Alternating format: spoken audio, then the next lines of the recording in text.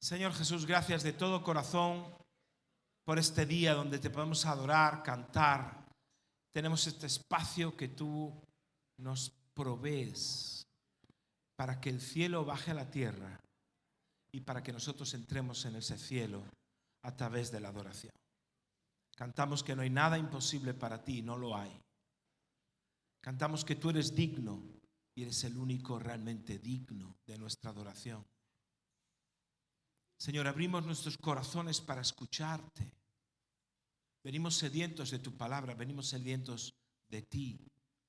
Señor, tú conoces nuestras vidas y conoces la vida de cada uno de los que estamos aquí. Conoces nuestras circunstancias, nuestros quehaceres en esta semana, a veces que han sido para unos agotadores, para otros llenos de sorpresas, a veces dificultades. Sea como fuere, hoy venimos a los pies de Cristo, como aquellos que se sentaban a escuchar aquel sermón en el monte y escuchaban bienaventurados. Hoy queremos ser bienaventurados al escuchar tu palabra, abrir nuestro corazón para que sea una buena tierra donde tú siembres la semilla que tienes que sembrar. Que no vuelva a ti tu palabra vacía. En el nombre de Jesús. Amén. Amén. Yo quiero invitaros a que abráis vuestras Biblias en un libro del Antiguo Testamento que se llama Primera de Reyes. Primera de Reyes es un libro muy sencillo de leer, muy bonito, porque está lleno de aventuras, de historias de los reyes de Israel. Y en medio de eso aparecen las vidas también de profetas. El profeta así más reconocido, o los dos profetas más reconocidos que hubo en el Antiguo Testamento de señales, milagros y poder, fueron Elías y Eliseo. Después hubo otros profetas como Isaías, Ezequiel, Jeremías, que profetizaron en otro estilo. Y yo quiero que vayamos a un pasaje de la vida de Elías, en Primera de Reyes, capítulo 17, verso 1. Dice así. Entonces Elías Tisbita, que era de los moradores de Galaad, dijo a Acab. Acab era el rey. Entonces el rey era él, Acab. Y le dice Elías al rey Acab: vive el Señor Dios de Israel, en cuya presencia estoy. ¿Dónde estaba él? Él no estaba en la presencia, no estaba en el templo, no estaba en un templo, no estaba en un altar ofreciendo sacrificios. Estaba en la salón del rey. Dice, pero yo estoy en la presencia de Dios. Eso es una señal de que quien conoce a Dios siempre está en la presencia de Dios. Cualquier lugar donde estés, cuando tienes a Dios en tu corazón, siempre estás en la presencia de Dios. En cuya presencia estoy, que no habrá lluvia ni rocío en estos años, sino por mi palabra. Viene Elías en un conflicto con un rey absolutamente idólatra, un rey malvado, un rey con un corazón endurecido, y Elías va y le dice, mira, quiero que sepas una cosa, que yo soy siervo del Señor, en cuya presencia estoy, y no va a haber ni lluvia ni rocío hasta que yo lo diga. Uno podría decir, pero ¿quién te crees, Elías? Me creo lo que soy, profeta. Y cuando uno es profeta, puede hablar de parte de Dios. Y vino a él palabra del Señor diciendo, apártate de aquí, Dios le habla a Elías, y vuélvete a oriente y escóndete en el arroyo de Querit, que está frente al Jordán. Beberás del arroyo, y yo he mandado a los cuervos que te den allí de comer. Y él fue e hizo conforme a la palabra del Señor, pues se fue y vivió junto al arroyo de Querit, que está frente al Jordán. Y los cuervos le traían pan y carne por la mañana, y pan y carne por la tarde, y bebía del arroyo. Pasados algunos días, se secó el arroyo porque no había llovido sobre la tierra. Es decir, Dios le da otra palabra a Elías. Dice, mira, marcha acá, vete a un sitio que se llama Querit, y allí donde está el arroyo, yo te voy a sustentar. Tiene que, nuevamente, la historia de Elías también es una historia a veces de huidas, porque los reyes siempre lo querían matar, porque tenía una palabra firme y dura. Entonces se va a ese lugar y todavía quedaba agua, porque había profetizado la sequía, pero el arroyo se seca. ¿Sabes por qué se seca el arroyo? Porque él dijo que no iba a llover. A veces también nosotros sufrimos las consecuencias de nuestras propias palabras que profetizamos sobre la tierra, sobre nuestras familias y sobre nuestros hijos. Pero Dios se compromete a sustentarlo y dice que los cuervos le llevaban un pedazo de carne y de pan todas las mañanas y por las tardes, tarde-noche. Eso sí que es un milagro, porque el cuervo, no sé si lo sabes, es un animal carnívoro. Y en momentos de sequía y en momentos donde hay hambre, que dice la Biblia que Dios dio orden a los cuervos, es decir, de alguna manera los cuervos obedecen a Dios y le traen de comer le traen de comer carne y le traen de comer pan. Eso es como mandarle a un niño y dice, tráeme gominolas, ¿verdad? Por las mañanas y por las tardes. O como los que veíais el Chavo del Ocho, siempre que llevaba una tarta, nunca llegaba la tarta final. No había tarta cuando llegaba, ¿no? Si tienes que llevar este bizcocho, cuando llegaba ya lo había comido. Pues enviar a un cuervo con carne es igual que enviar a un niño con gominolas. No van a llegar. Pero Dios se compromete a proveer. Y para proveer utiliza cualquier circunstancia. Cualquier circunstancia. Aunque tú estés en una situación de arroyo seco. El arroyo se secó. La fuente de provisión se secó. ¿Por qué? Porque tú mismo oraste que eso sucediese. Porque a veces oramos, Señor, salva a mi hijo. Señor, salva a esta nación. Y viene una crisis. O el hijo tiene un accidente. O viene algo que dices, ¡ay, qué desgracia! Y a lo mejor es el camino que Dios está usando para que esa nación, o ese hijo, o esa persona que tú amas, quebrante su corazón. Porque a veces detenemos la mano de Dios sobre aquellos que amamos. Dice la palabra, no detengas mi mano, no detengas mi mano, no la detengas sobre aquellas personas sobre las cuales yo quiero actuar. Dicen, es un texto un poquito, os lo estoy explicando yo de esta manera, pero está hablando Dios de que cuando Dios quiere a veces tocar a una persona, nosotros oramos para retener la mano de Dios. Recuerdo una vez una mujer que siempre pedía por su hijo, no era de acá, y me decía, ¿puedes orar por mi hijo? Está mal, está en el hospital, está enfermo. Era aquí como decimos aquí, un bala perdida. Un joven que era un bala perdida totalmente, es decir, una persona desorientada, un hijo pródigo absolutamente desorientado. Y yo le dije, ¿quieres que oremos para que se encuentre al Señor a través de esta situación? Me dice, no, que Dios lo sane, que Dios lo sane. Yo, pero no quieres que primero que Dios lo sane.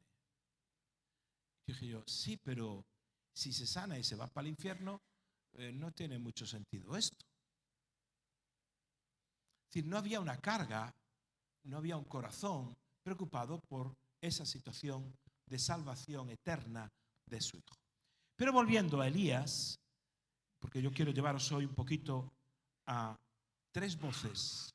Quiero que hablar sobre tres voces que se cumplen en la vida a través de esta historia. Elías está allá en el arroyo y llega un momento que aunque Dios le provee de forma sobrenatural, el arroyo se seca porque no había llovido sobre la tierra, porque él había profetizado que no llovería hasta que él lo dijera. Dice verso 8.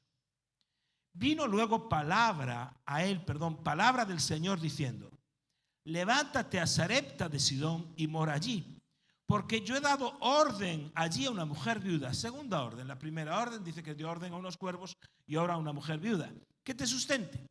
Entonces él se levantó y se fue a Sarepta.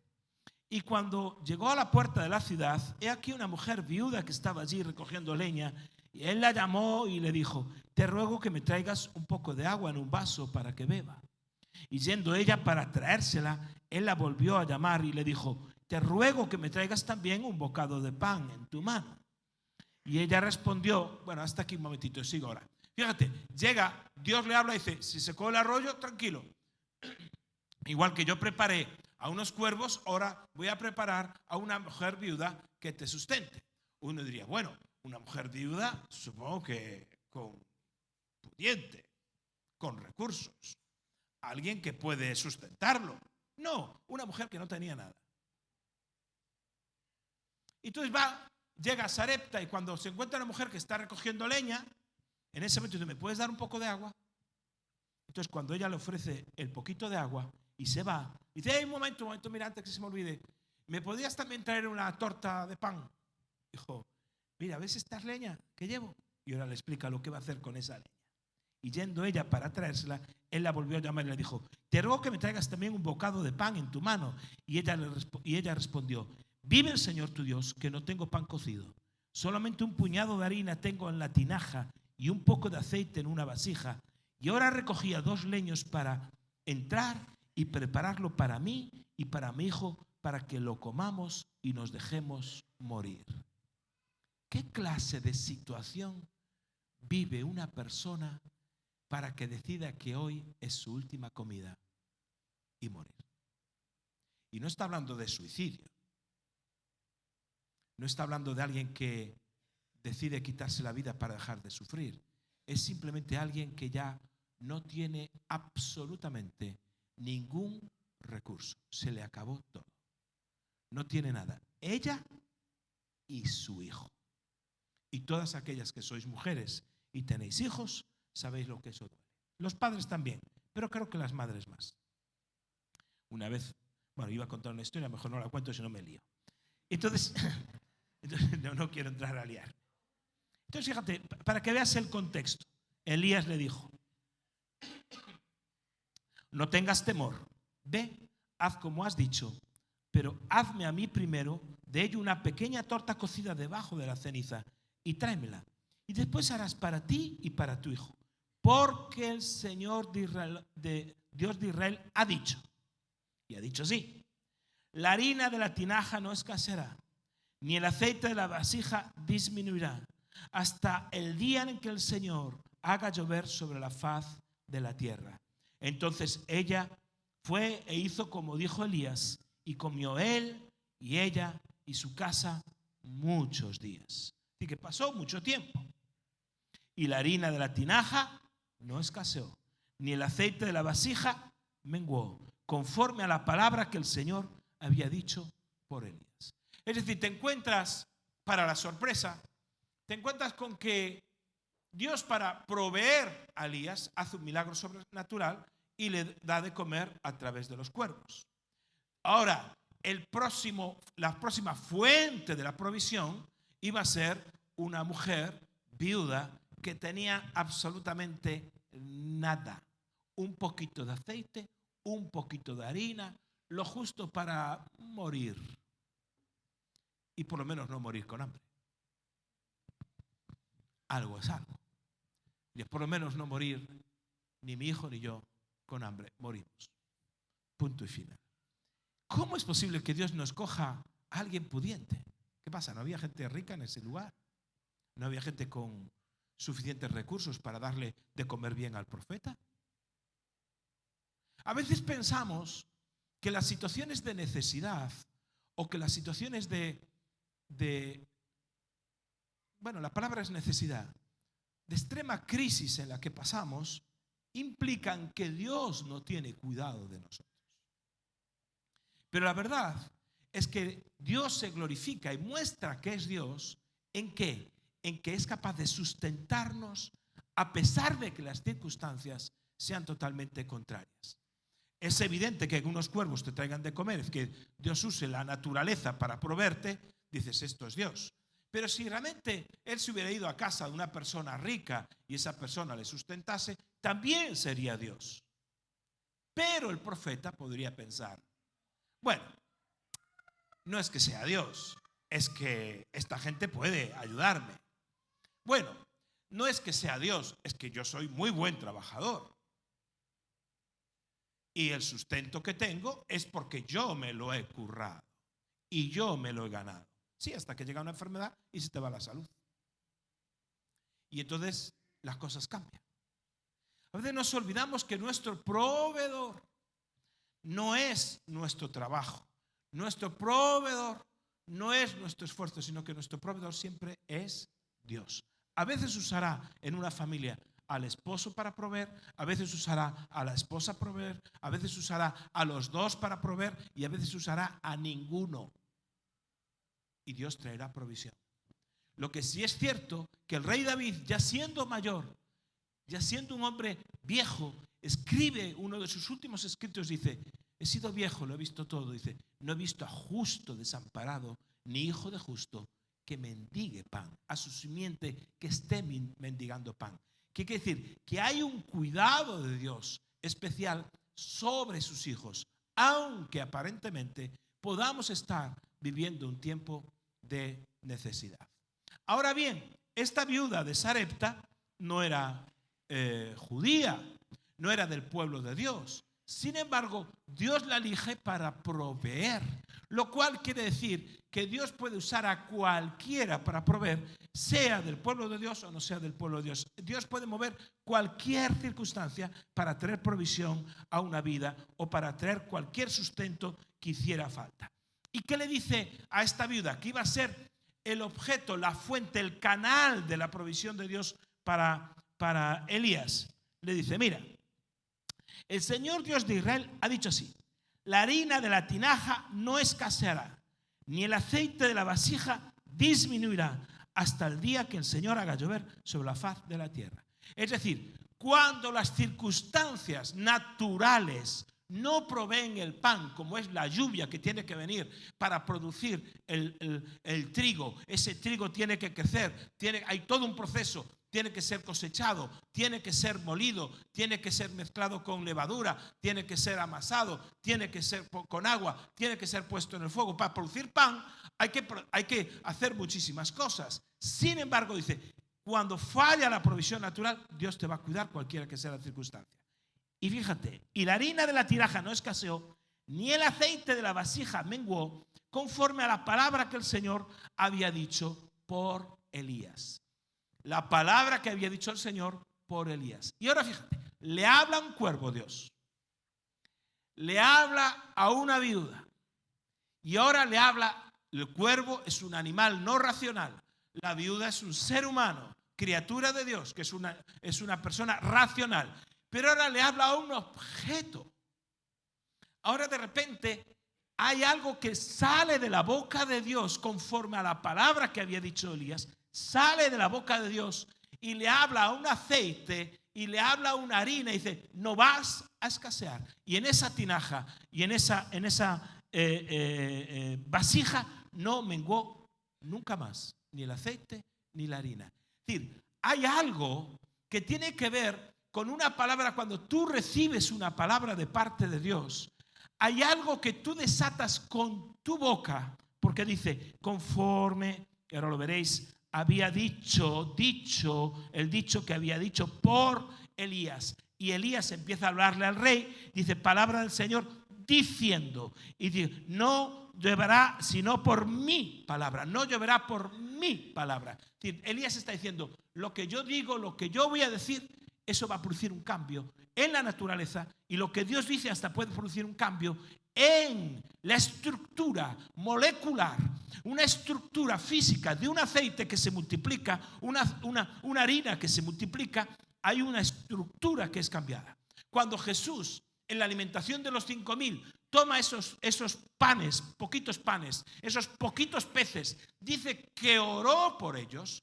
Al orar por ellos se altera algo, hay una alteración en la naturaleza, porque se altera tiempo y proceso. El tiempo para producir pan es largo. No produces pan así, pan, nunca mejor dicho. Me salió así. Se altera el proceso y se altera el tiempo. Porque, como decía, habría que cosechar, o si tuvieras toda la harina del mundo, hay que amasarla, hay que ponerle sal, hay que poner levadura, hay que poner agua, hay que meter en el horno. Tiempo y proceso se alteran. Cuando hay una voz profética, hay algo que Dios quiere proveerte. ¿Y qué hace? La multiplicación de los 5.000, ocurre el milagro donde ese ADN genético se altera. La estructura molecular se altera de una cosa inanimada. No de un cuervo que le puedes guiar, no de una persona a la cual puedes afectar como una viuda, ¿verdad? Diciendo, el Espíritu Santo le puede hablar a su corazón. No, algo inanimado algo inanimado obedece a la voz de Dios. Y cuando hay hombres y mujeres de Dios que, a pesar de que están pasando crisis o circunstancias, son capaces de hablar la palabra de Dios, dice: no va a llover, y no llueve. Y este aceite se va a multiplicar porque Dios me lo dijo. Y esta harina se va a multiplicar. Es como si la naturaleza tiene oídos y oye. ¿Qué es lo que oye la naturaleza? La voz de un profeta. Y no es que tengas que ser de título profeta, la voz de alguien que está conectado con Dios. Y allí está Jesús multiplicando el pan y los peces. Allí está Jesús diciendo: llenad las tinajas de agua. Y la estructura molecular del agua se convierte en la estructura molecular del vino. ¿Cómo es posible? Y estaban en medio de la tormenta. Y: Señor, ¿no tienes cuidado? Y él durmiendo: ¿no tienes cuidado que perecemos allí en el lago de Genesaret? ¿No tienes cuidado que perecemos? Y él se levanta y le dice al viento y al mar: calla, enmudece. Y el viento y el mar le oyen. ¿Cómo es posible? Le oyen y calla y enmudece. Es como si incluso la naturaleza tiene oídos para oír. Por eso dice Romanos capítulo 8, dice que la creación está gimiendo a una, esperando la manifestación de los hijos de Dios. ¿Que se manifiesten qué? ¿Con pancartas? O que haya hijos de Dios que también puedan decirle a los reyes y a las circunstancias difíciles: vive el Señor, en cuya presencia estoy. Al rey le habla de forma dura, a la viuda le habla con ternura, pero es la misma autoridad. Vive el Señor, en cuya presencia estoy. ¿Sabes qué? Hazme la torta de esta manera, hazla así, hazla de otra forma.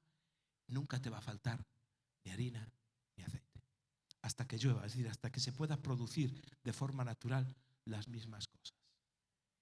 Y un hombre llamado Josué, en plena batalla en el valle de Gabaón, le habla al sol, le dice: sol, detente.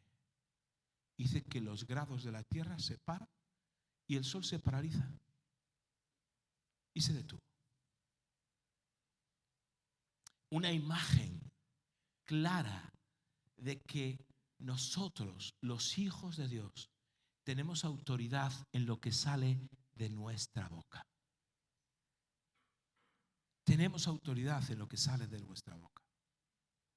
Podemos hablarle bien a las cosas. Por eso dice Proverbios 18:21: la muerte y la vida están en poder de la lengua.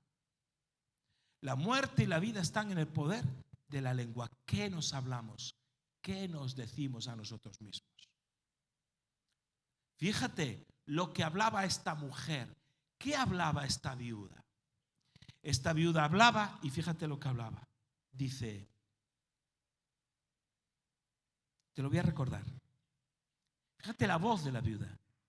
Vive el Señor tu Dios que no tengo pan cocido, solamente un puñado de harina tengo en una vasija. Hablaba la realidad que vivía, pero una realidad que vive sin esperanza, sin conocer a Dios, te lleva a unas decisiones y unas conclusiones absolutamente erradas. Y ahora recogía 2 leños para entrar y prepararlo para mí, para mi hijo, para que lo comamos y nos dejemos morir. ¿Qué hablaba ella? Una palabra de muerte sobre ella y sobre su hijo. ¿Qué pasó? La palabra del profeta sobre la harina y el aceite se cumplió y no dejó de cumplirse. Hubo harina y comieron, dice que muchos días. Hay 3 voces aquí, hay 3 palabras. Una, la palabra del profeta que dice no va a llover.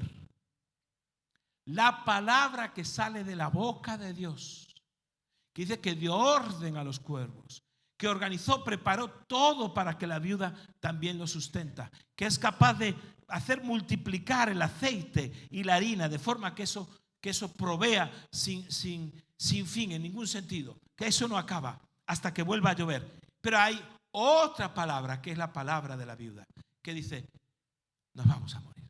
¿Y qué pasa en el verso 17?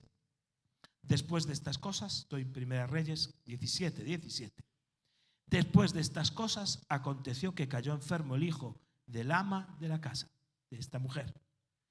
Y la enfermedad fue tan grave que no quedó en él aliento.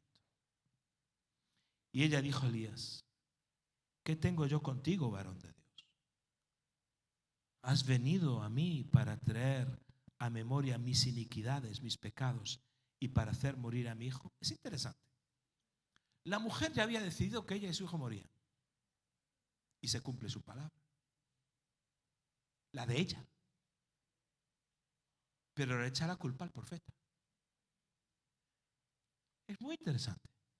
Porque a veces nosotros hablamos sobre nuestros hijos, sobre nuestras propias vidas, sobre nuestras propias casas, cosas que son negativas. No vas a salir para adelante, no te va a ir bien en la vida, si sigues así te va a ocurrir una desgracia, porque este país no hay quien lo levante, porque este trabajo no voy a durar, uy, esta enfermedad que tengo seguro que es algo malo. Te hablas a ti mismo lo peor que pueda suceder, pero luego le echamos la culpa a Dios o le echamos la culpa al que tengamos más cerca, en este caso al profeta. O al pastor, que para eso estamos también. No. Aquí uno aguanta lo que haga falta, no pasa nada, me podéis echar las culpas. Eso dice, claro, ¿por qué la Biblia dice, pero oye, es que Dios no me sana, entonces ya no vuelvo a la iglesia? ¿Pero esto qué es? Es que Dios no me provee, ya no vuelvo a la iglesia. ¿Qué nivel de inmadurez es esa? Pero Dios en su misericordia actúa, sana, provee y hace todo. ¿Por qué has venido a mí? Y para hacer morir a mi hijo. ¿Es que acaso hizo morir Elías a su hijo o lo sustentó con comida y le dio más días de lo que ella pensaba? Él le dijo, dame acá tu hijo. Entonces él lo tomó en su regazo y lo llevó al aposento donde él estaba y lo puso sobre su cama.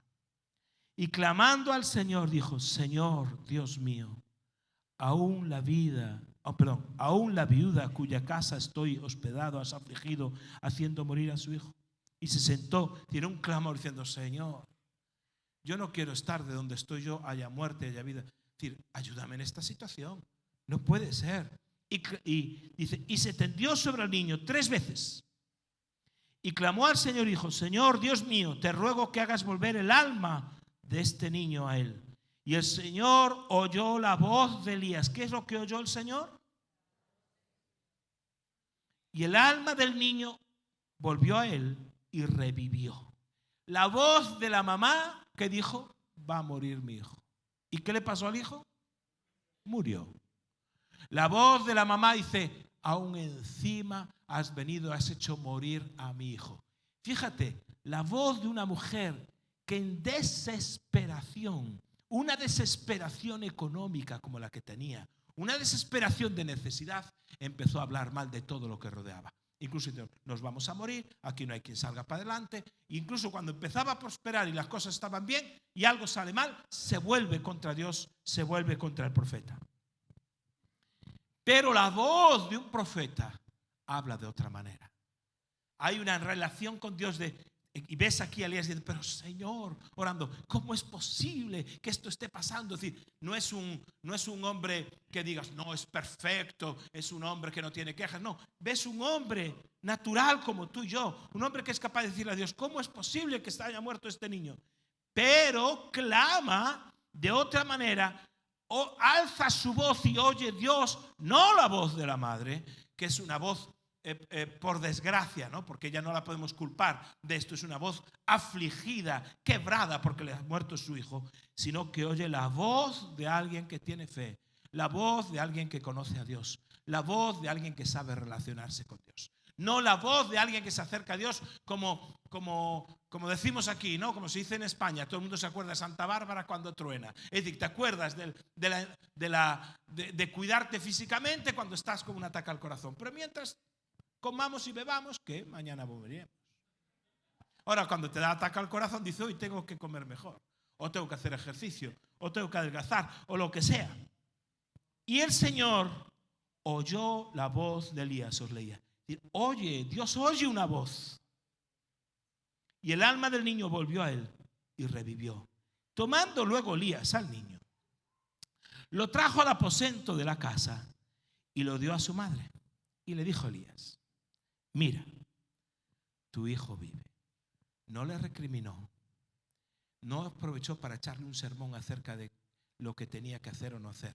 Era una mujer afligida y la única cosa que iba a sanar a esa mujer era su hijo vivo. No estaba para darle sermones acerca de lo que es correcto o no es correcto. Simplemente había que consolarla y animarla.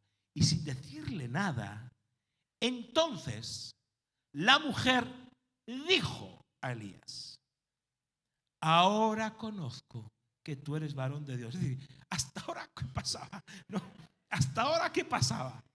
El aceite multiplicándose y la harina multiplicándose. ¿Eso qué era? Dice que tú eres varón de Dios. Escucha. Y que la palabra del Señor es verdad en tu boca. Está ahí escrito, ¿verdad? La palabra del Señor es verdad en tu boca. Es decir, lo que decimos afecta totalmente lo que vivimos. Escuchaba en estos días atrás a un pastor que fue a un médico, que fue a un curso de formación de medicina, bueno, una serie de cosas, y explicaba todas las cosas que les enseñaron en ese curso acerca del poder del hablar. Cómo las personas hablan y construyen su realidad para destrucción o para edificación. Esto a nivel secular. Daba un montón de datos acerca de cómo la gente habla y se autodestruye o habla y edifica. Esto a nivel secular, no como cristianos. Pero la Biblia ya habla de esto mucho antes de que, por supuesto, la gente se descubra ahora con las nuevas, digamos, con la nueva psicología descubra estas cosas. Sí es cierto que la voz de Dios habla. Sí es cierto que la voz del profeta habla. Es decir, de las personas que están conectadas con Dios. Y sí es cierto que cualquier persona lo que dice, el poder de la vida y la muerte está en su boca. Puedes hablar para destrucción o puedes hablar para edificación. Jesús, en Marcos capítulo 11, entiende tan bien que tal vez incluso esté pensando en esta historia que acabamos de leer de Elías, cuando ya en su última semana acaba de entrar en Jerusalén, el día de lo que llamamos nosotros el Domingo de Ramos, ¿verdad? Ese día de la entrada triunfal en Jerusalén. Y al día siguiente Jesús vuelve al templo y dice así, Marcos capítulo 11, verso 12. Al día siguiente, cuando salieron de Betania, tuvo hambre. Y viendo de lejos una higuera que tenía hojas, fue a ver si tal vez hallaba algo en ella.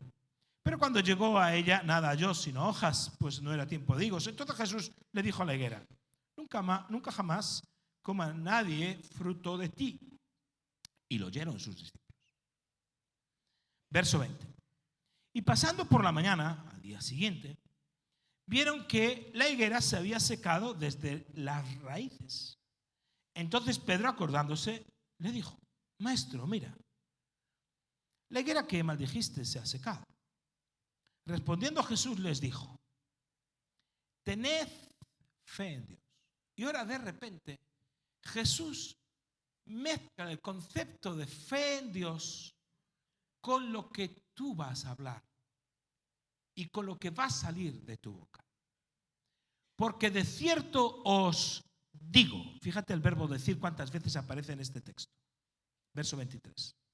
Que cualquiera que dijere a este monte, quítate y echa al mar, y no dudar en su corazón, sino que creyere que será hecho lo que dice, lo que diga será hecho. Por tanto os digo que todo lo que pidiereis orando, creed que lo recibiréis y os vendrá. Y cuando estéis orando, perdonad si tenéis algo contra alguno, para que también vuestro Padre que está en los cielos os perdone a vosotros vuestras ofensas. Porque si vosotros no perdonáis, tampoco vuestro Padre que está en los cielos os perdonará vuestras ofensas. ¿Por qué dice Jesús esto? Está diciendo, un momento, esto de decir o no decir no es una fórmula matemática que si yo ahora digo o no digo, no se trata de eso. Se trata de un asunto de creencia, de creer. Dice, si tú eres capaz de decir y no dudar en tu corazón, lo que digas te será hecho. Pero cuidado, si tienes malos rollos en tu corazón contra alguien, no perdonas, tienes envidias, tienes cosas aquí en tu corazón, por eso dice, si eso está así, esto no va a funcionar. Tienes que perdonar a los hombres sus ofensas, igual que Cristo te perdonó a ti. Es decir, cuida el corazón. ¿Por qué? Porque dice, porque no dudar en su corazón.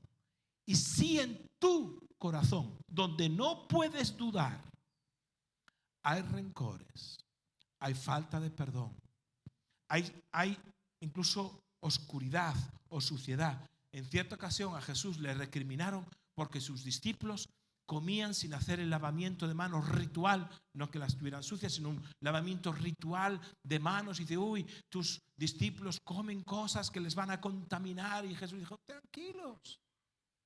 No es lo que entra en el hombre lo que le contamina, es lo que está dentro del hombre. Es de dentro del corazón donde salen los adulterios. Es de dentro del corazón donde salen los homicidios. Es de dentro del corazón donde sale la envidia. ¿Y cómo se manifiesta lo que está dentro del corazón? A través de lo que hablamos. Por eso dice, la abundancia del corazón habla la boca. Entonces, si dentro del corazón yo dejo anidar estas cosas, por más que diga que tengo fe en Dios, no va a funcionar. Por eso, tened fe en Dios, pero termina diciendo, cuida tu corazón.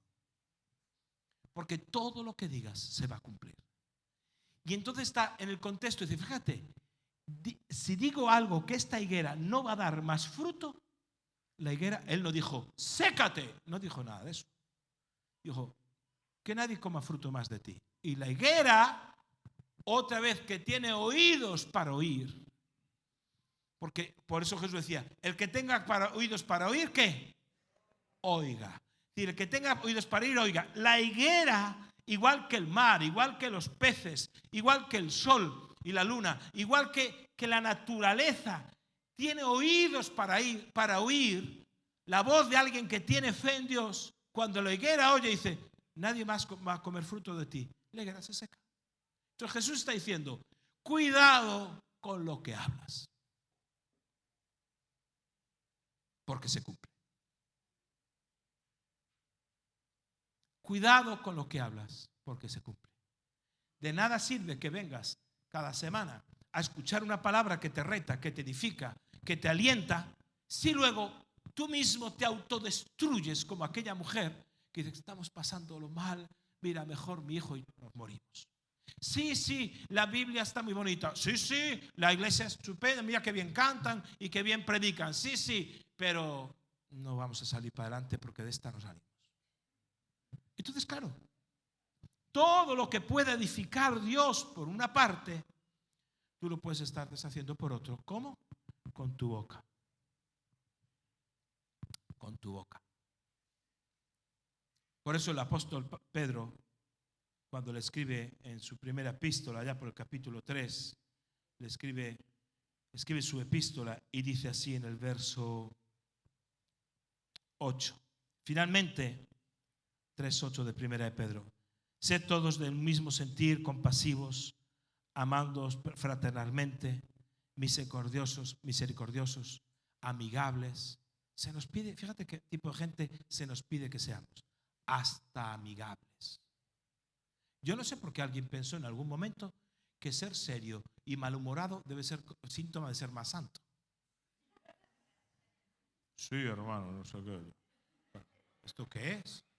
Nada, ríete un poquito, sonríe al que tienes a tu izquierda y a tu derecha para que te vea por lo menos los dientes, algo es algo, pero sonríele. Ser amigable, sé amigable con la gente. Porque incluso ese que no te sonríe nunca, si tú eres amigable, acabará devolviéndote una sonrisa. No devolviendo mal por mal. Mirad lo que se espera de nosotros. Ni maldición por maldición, sino por contrario, bendiciendo, sabiendo que fuisteis llamados para que heredaseis bendición. Porque el que quiere amar la vida, escucha bien esto, y ver días buenos, refrene su lengua del mal. El que quiere amar la vida y ver días buenos, ¿quién no quiere ver días buenos para sus hijos o para sus nietos o para el futuro que te estás labrando? Es tan sencillo que la Biblia nos dice: refrena tu lengua del mal. Y explica algunas cosas más acerca de eso. Refrena tu lengua del mal. Es decir, claro que la vida y la muerte están en el poder de la lengua. Y por eso Jesús dice: lo que digas, si no dudas en tu corazón, te va a ser hecho. Por eso no podemos dejar que el mundo que nos está diciendo cada día por televisión que esto no va para adelante, que no va a haber, que va a haber una crisis, que si la guerra, que la tercera guerra mundial, que si no sé cuánto, tal, lo que intenta es que tú hables de la misma manera que habla el mundo. Lo que se intenta es que hablemos mal de nuestros gobernantes en lugar de orar por ellos. Gente que hable mal de nuestros gobernantes, hay miles, pero gente que ore por ellos, poquísimos. Que los traiga, que incluso las ideas que sean malignas sean detenidas por el Espíritu Santo y tengan ideas creativas para el bien y el beneficio de todo el pueblo.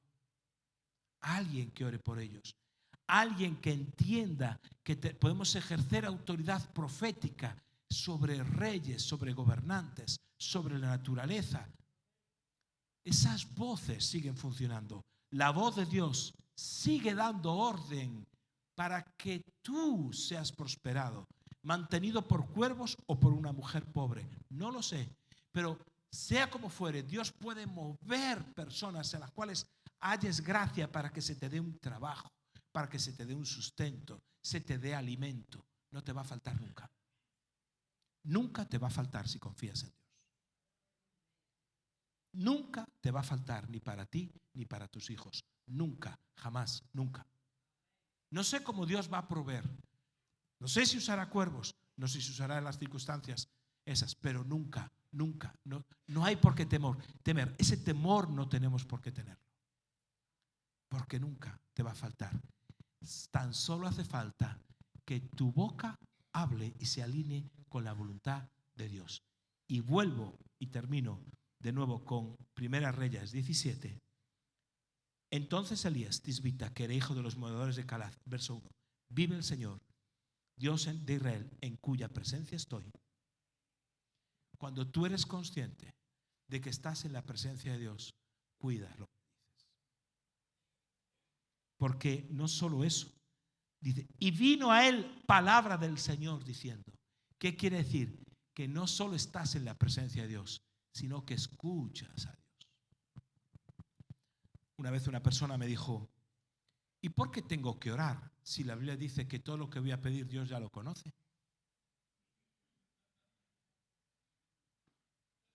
Tanto orar, Él ya conoce mis necesidades. Él ya sabe lo que necesito. Dije yo: sí, pero tú no sabes lo que Él te va a contestar, ni lo que Él te va a decir. Porque el asunto de orar es una conversación y es un diálogo. Yo le hablo a Dios, pero ahí viene la voz de Dios que me dice y me habla para mis hijos, para mi familia, para los amigos, para mi célula, para el grupo de pequeño en el que estoy. La voz de Dios viene. Si tú no estás escuchando en la presencia de Dios lo que Dios tiene que decirte, pues entonces apañados vamos. ¿Me entendéis lo que quiero decir? Entonces Elías dijo: estoy en la presencia de Dios. Y al estar un hombre que está en la presencia de Dios, vino palabra de Dios a él. Y vino. Y después vuelve a estar en la presencia de Dios. Y luego, verso 8, vino palabra del Señor que dijo: levántate y hágala, que tengo una mujer preparada para servirte. Y pues cuando la situación fue crítica, Dios le escuchó y sanó y resucitó al niño. Y cuando le tenía que multiplicar el pan y la harina y el aceite, vuelve a decir que dice: lo que me dijo el Señor me ha dicho que. Es decir, hay dos formas de hablar, y cierro. Una es lo que ya sale de tu boca de por sí. Como aquella mujer no va a ir para adelante, pero es mejor hablar bien que hablar mal. Siempre será mejor. Pero hay otra cosa de hablar, es cuando tú tienes fe en Dios y hablas conforme a lo que has escuchado de Dios. ¿Qué has escuchado de Dios para el problema que te agobia? ¿Qué has escuchado de Dios? A veces hay gente que viene a pedirme consejo. Y digo: ¿qué te ha dicho Dios al respecto? Digo: ¿cómo? ¿Dios? ¿Cómo? Claro, porque eres hijo de Dios, hija de Dios. ¿Qué te ha dicho Dios respecto a esta situación que estás atravesando? Porque hay situaciones difíciles, como la de esta viuda, que la cuestión no es cómo salir de esa situación difícil. La cuestión, y es lo que yo enseño a las personas que están pasando crisis, a veces familiares o de otro tipo, o de enfermedad, es cómo aprender a glorificar a Dios cualquiera que sea la circunstancia que estoy viviendo. ¿Cómo glorifico a Dios? ¿Cómo pasando una situación difícil Dios se puede glorificar en mí? Y en lugar de encontrar queja, ira, porque no me provees, no me sanas, no me haces, no sé qué, encuentra a alguien que es capaz de decir: Señor, ¿me llevas a un arroyo? Me voy al arroyo. El arroyo se seca, Dios me llevará a otro lugar. Ves a un Elías glorificando a Dios, cualquiera que sea la circunstancia que estaba viviendo. Y un hombre que glorifica a Dios, cualquiera que sea la circunstancia que vive, ¿sabes qué? Contagia ese espíritu a los que le rodean. Por eso, esta mujer, ¿cómo acaba la historia? Glorificando a Dios. Ahora sé, ahora conozco que eres varón de Dios y que la palabra del Señor es verdad en tu boca. Ponte de pie, por favor.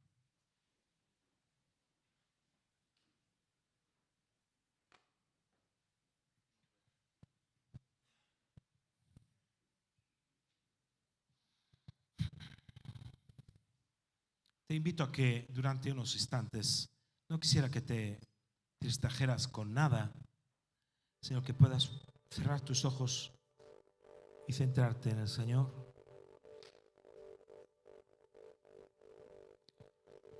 Tal vez, más que tal vez, seguro, que algunos de vosotros estáis pasando situaciones difíciles. Habéis llegado a un país que te acogió, pero no deja de ser un país extraño. Tal vez seáis refugiados todavía, incluso sin papeles. Y en alguna ocasión te has sentido como aquella viuda, en total y plena desesperación. Pero yo quiero decirte de parte de Dios, de parte del Señor, que estás aquí y no estás fuera. Estás en su casa. Estás recibiendo a los profetas. Estás abriendo tu corazón a la palabra. Estás preparando esa pequeña torta. Y yo te digo que no va a menguar el aceite, ni va a escasear la harina. Dios va a ser tu proveedor, tu sostenedor, aquel que te va a guiar en bien y misericordia. Oh Dios, mira la vida de cada uno de los que están en esta mañana aquí, de los que estamos, la mía misma, Señor. Y toca nuestra boca como dice tu palabra, pon guarda en tu boca. Que de nuestra boca salga vida, salgan palabras amigables, que de nuestra boca salga palabra profética, que podamos escuchar tu voz para nuestros hijos, para nuestros matrimonios, para nuestros empleos, trabajos. Habla a tu pueblo, porque tu pueblo escucha. Habla a cada familia y a cada casa.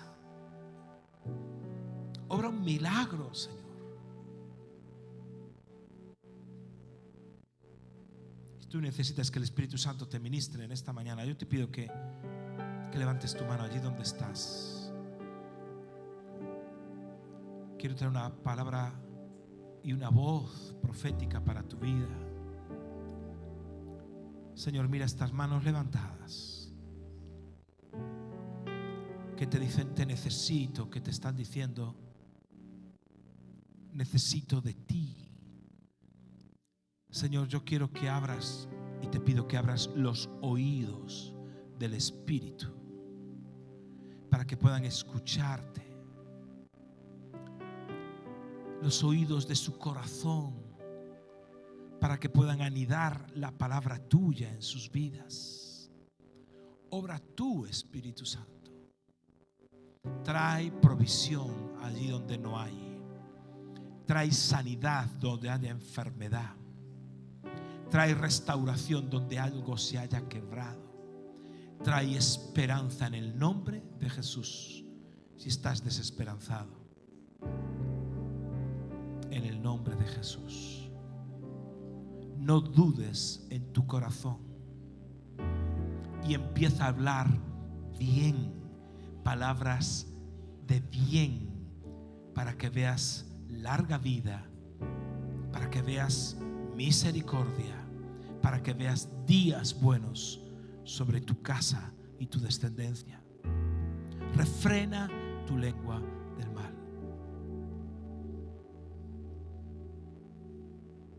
En el nombre de Jesucristo. Y si tú estás aquí y hasta el día de hoy nunca antes le has entregado tu vida a Jesús, si estás aquí nunca antes rendiste tu corazón, tu vida a Dios, es más, tu boca dijo, bueno, algún día lo haré. ¿Algún día? ¿Cómo dices eso de ti mismo? Porque tal vez algún día nunca lo hagas. En otro momento, y si no hay otro momento, Dios te está llamando y te está buscando para que rindas tu vida y para darte una nueva oportunidad, la oportunidad de volver a nacer, sabiendo lo que sabes, pero volviendo a nacer. Y tú mismo te has dicho algunas veces, si pudiera volver a nacer. Es posible que volvieras a cometer los mismos errores, pero hoy puedes volver a empezar. Hay una segunda oportunidad, hay un encuentro con Jesús que te dice, si crees y no dudas en tu corazón, lo que vas a decir te va a ser hecho. Y vas a decir, perdona mis pecados. Vas a decir, haz un milagro en mi vida. Vas a decir, dame un nuevo comienzo. Si tú quieres entregarle tu vida a Jesús en esta mañana, yo quiero hacer una oración de fe y que tú la hagas conmigo. Levanta tu mano bien alto, que yo pueda verla. Si haces una oración de entregar tu vida a Jesucristo, por primera vez en tu vida, le entregas esa vida a Jesús. Que Dios te bendiga. Que Dios le bendiga. Que Dios le bendiga. Repetid conmigo. Vamos a hacer todos esta oración con las personas que levantan su mano al Señor. Y repetimos todos esta oración y decimos, Señor Jesús, con mi boca declaro que recibo tu perdón, recibo tu bendición y comienzo una nueva vida. Reconozco que he pecado. Reconozco mis errores. Pero también reconozco tu perdón y tu gracia y tu misericordia. Recibo la misericordia de Dios. Recibo el bien de Dios. Recibo la nueva vida que viene de Dios. Recibo la bendición, la salud y la prosperidad. Hoy rindo mi vida al único que es mi Señor, al único que me sostiene, al único que me ha salvado. A ti, Jesús. Amén. Amén.